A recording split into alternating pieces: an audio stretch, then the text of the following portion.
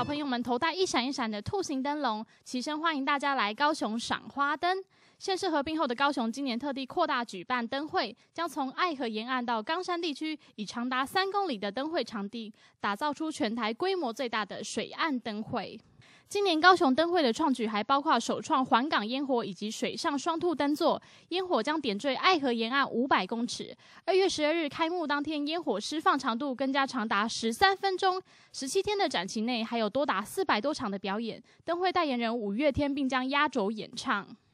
除了在高雄市的真爱码头的还有光荣码头的烟火之外，里面我们在冈山还有一场2月19号的那个烟火秀，来展现县市合并的一个合并的一些意义。除了烟火和灯火，目前也是高雄冈山牛奶蜜枣的产期。高雄市政府规划了多种吃喝玩乐套装旅游行程，希望民众到高雄赏花灯外，也来品尝冠军蜜枣的好滋味。欢迎来高雄灯会艺术节，耶！